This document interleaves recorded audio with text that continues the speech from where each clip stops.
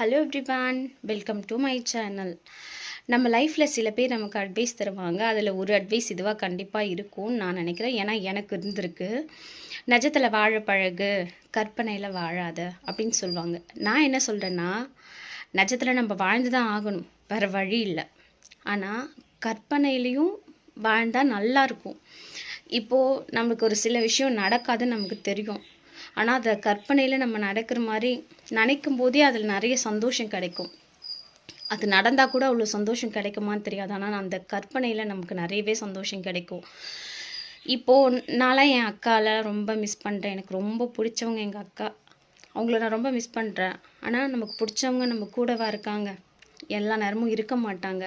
ஆனால் அவங்களோட நினைவு எப்போவும் நம்ம கூட இருக்கும்.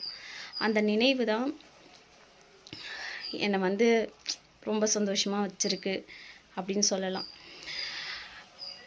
தூங்குறதுக்கு முன்னாடி சில கற்பனைகள், நம்ம திரும்பி அவங்கள பார்க்கும்போது அவங்க கூட எவ்வளோ சந்தோஷமாக இருக்கணும், எவ்வளோ ஹாப்பியாக இருக்கணும், இப்படி என்ஜாய் பண்ணணும், இப்படி சில கற்பனைகள், அவங்களுக்கு என்ன நல்லது பண்ணணும், அவங்கள எப்படி பார்த்துக்கணுன்ற சில பிளானிங். அதுக்கப்புறம் இது வரைக்கும் நம்ம அவங்களுக்கு எவ்வளோ தொல்லை கொடுத்துருப்போம், எவ்வளோ சேட்டை பண்ணியிருப்போம், எவ்வளோ அடி வாங்கியிருப்போம்.